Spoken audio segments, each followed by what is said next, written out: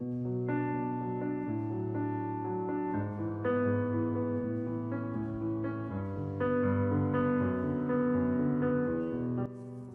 insight is for Parashat Pinchas, Shnat Tafshin Pei. I'm going to share with you a very important lesson and a thought on this parasha. This is towards the end of the parasha, where it says, "V'yedaber Hashem el Moshe lemor, la'ele techalek ha'aretz benahala." We're going to speak about the division of Eretz Israel amongst all the Shvatim when they entered Eretz Israel. And Hashem commands Moshe Rabbeinu, this is how the division of the Nahalot, of the regions, have to be done for the 12 Shvatim. B'mispar shemot, according to the number of people, of names. Larav tarbe nahalato, if the Shevet, his number is bigger, then you should give him a bigger portion of the land of Israel. Velam'at tam'it nahalato. And the ones that have fewer people, you should give him a smaller portion. Ish lefi pekudav yutan nahalato. Each one will get according to the count of its people. Ach, however, begoral yechalek et haaretz. The land shall be divided with a goral, with a lottery. Al pi hagoral techalek nahalato ben rav limat. According to the lottery, it shall be divided, whether it is a big inheritance or a smaller one. Rashi right there explains how did this work out. Leshevet shehaya merube beochlusin. If the tribe had a large population, natnu helek rav, he got a bigger portion. ואף על פי שלא היה חלקים שווים, שהרי הכל לפי ריבוי השבט חילקו החלקים. All the portions were given according to the amount of people that each shevet had. וחילקו אותם על ידי גורל, and they did it with a lottery. והגורל היה על פי רוח הקודש. And the lottery was according to the divine voice. Rashi goes on and says, Elazar HaKohen haya melubash be'urim v'tumim. Elazar HaKohen was wearing the urim v'tumim on his breastplate. Ve'omer beruach HaKodesh. And he says it with the divine inspiration. Im shevet ploni ole, tchum ploni ole imu. If this name of the Shevet is in the Urim V'Tumim, then this is the region that he's going to get. And then, after he looks at the Urim V'Tumim and the Urim V'Tumim tell him what it is, then he had two boxes. In one box, he had Shnem Asar Ptakim, the 12 names in papers in one lottery. And then he had the land divided in Yud Bet Gvulin, in 12 regions. Ubelalum bakalpi. They mixed them. And then the Nasi of the Shevet goes, picks up his name comes up. And then he picks up in the other box, and the Goral of the region comes up. Exactly as it was said in the Urim V'Tumim. But yet there was a big miracle. Is that when the paper was taken out of the box of the lottery, there was a voice from the Ruach HaKodesh that was screaming the name of the Shevet. And then when he picked up the paper of the name of the region, of the place that he got, also they heard the voice, this heavenly voice, speaking and saying where this Shevet would reside. Why was all this done? So that nobody would say, well, maybe this Shevet got a preference, and maybe this Shevet knew Elazar HaKohen, he's going to give him a better place, everything was done al pi Hashem, only because of what Hashem has decided to give to each Shevet. Where did Rashi get this from? He got it from the Gemara in Masechet Baba Batra, Daf Kuf Chav Bet, page 122, folio 1.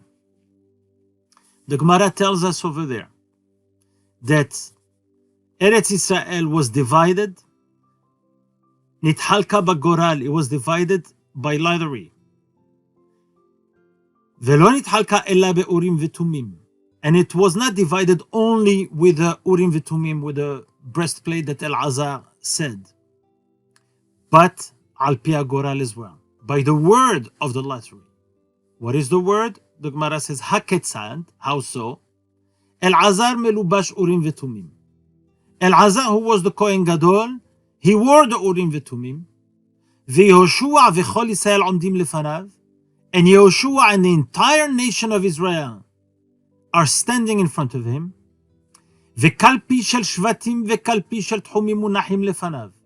A box containing the names of the tribes and a box containing the names of the regions were before him. V'haya mechaven beruach hakodesh. And Elazar HaKohen with the Ruach HaKodesh, he consulted the Urim v'Tumim, and Ve'omer, and he says, now I see Zvulun Ole. Now I see the Shevet Zvulun in the Urim v'Tumim. And Zvulun is taken again in the lottery as well. Tchum Akko Ole Immo. And he says the region of Akko is going for Shevet Zevulun. Then they stirred the boxes in the lots. Ve'ala beyado Zvulun. And the lot of Zvulun came up in his hand. Tarav v'kalpi shel tchumin. He stirred up the papers in the lots of the regions. Ve'ala beyado tchum Akko. And the Gemara continues another example. V'chozer umchaven beruach hakodesh. Elazar again was thinking with Ruach HaKodesh and looking at Urim v'Tumim. Once again. Ve'omer, and he says, Naftali ole, I see Shevet Naftali will come up. Utchum Genosar ole imo, and the region of Genosar comes up with him. Taraf bekalpi shel Shvatim, he goes to the box of where the names of the Shvatim are, and who is there? Who they pick up? Zevulun. And then Naftali. And then ve'ala beyado Naftali. Taraf ve'kalpi shel tchumim. When he goes to the box of the regions, he gets over there the region of Genosar.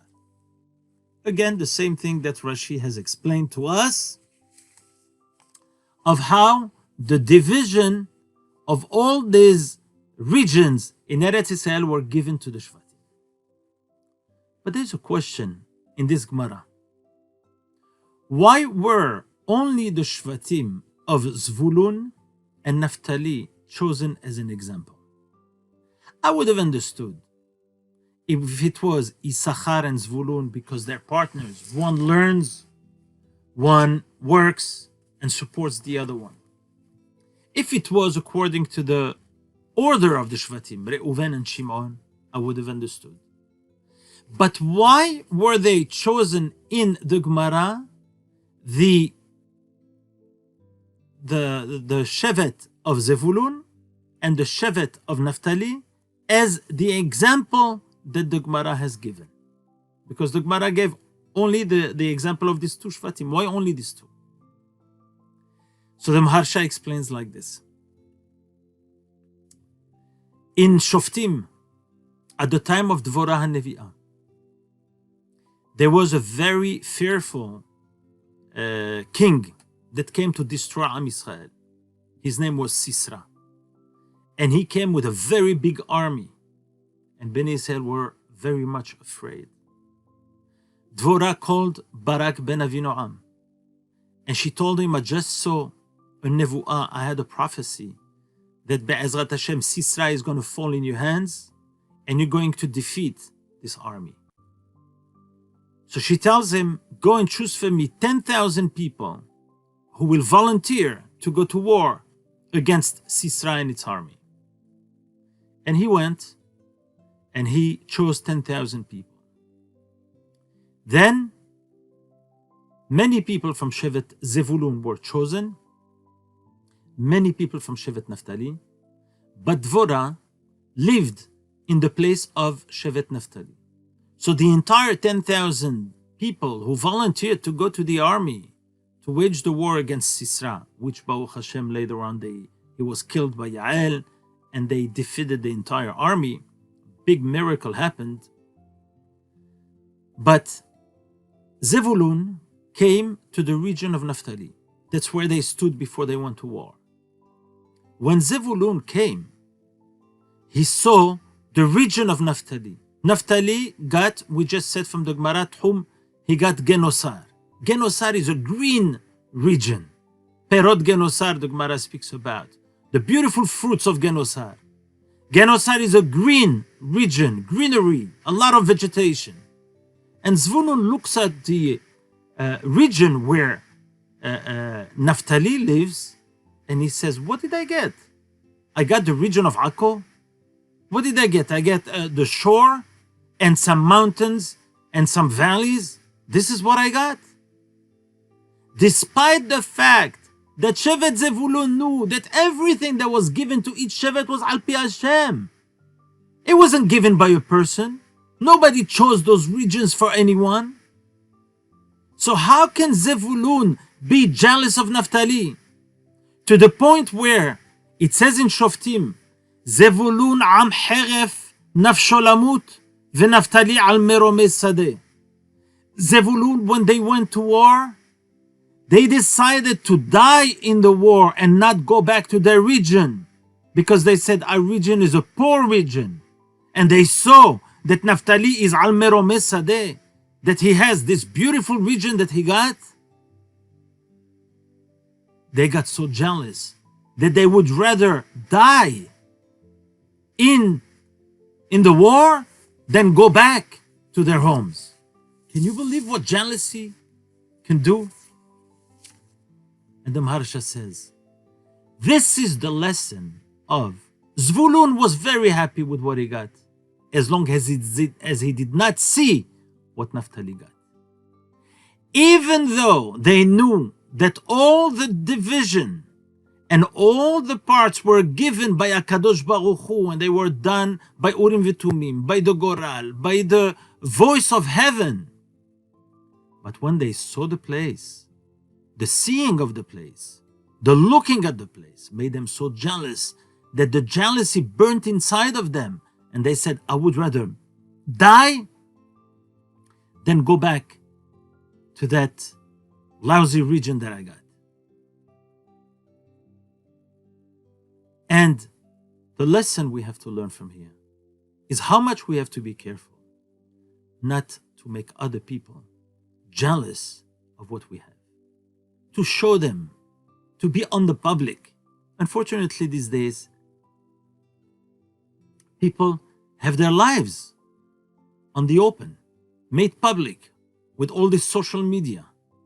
People post everything that they do. They post what they eat in the morning, what they have for lunch, what they have for dinner. They post whatever they wore today, what they're wearing tomorrow, what they're wearing in this wedding, what they're doing, how their kids look. Everything is on the open. Everything is made public, and making thousands of people aware of everything that goes on in their lives. We all have and must have doors, windows, and shades in our home, for the simple reason to keep our privacy. This is called tzniut. This is called the privacy that we have to cherish. Unfortunately, people today love to attract attention. They have no doors anymore. They have no windows.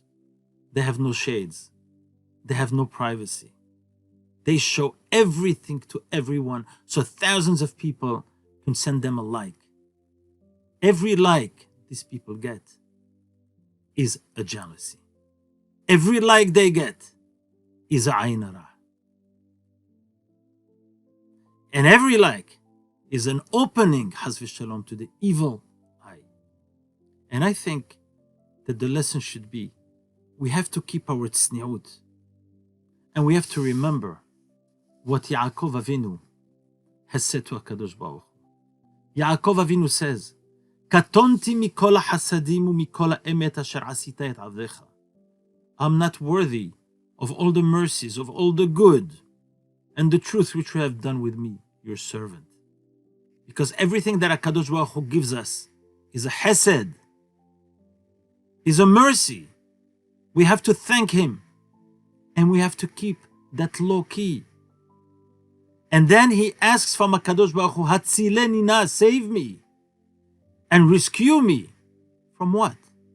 From the eyes of people, from the jealousy of people. Ki hasdecha gadol alai, for your kindness overwhelms me. This is the lesson of this parasha. Let's keep our tzniut. Let's keep our privacy. Let's thank HaKadosh Baruch Hu and beg of Him, Hatzileni na, save me and rescue me. Ki hasdecha gadol alai, because your kindness overwhelms me. Our privacy should be our priority, and our privacy is our holiness. Thank you, and Shabbat Shalom.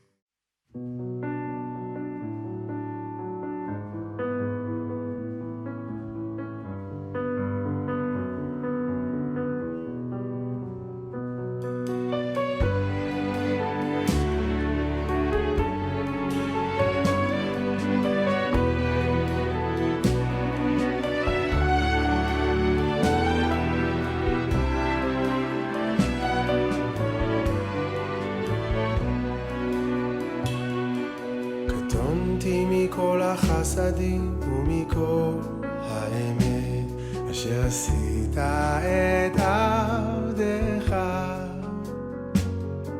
קטונתי מכל החסדים ומכל האמת אשר עשית את עבדך. קטונתי מכל החסדים ומכל האמת אשר עשית את עבדך. קטונתי מכל החסדים ומכל האמת אשר עשית את עבדך. כי במקלי עברתי את הירדן, עתה הייתי לשני מחנות. הצילני נא, הצילני נא, הצילני נא.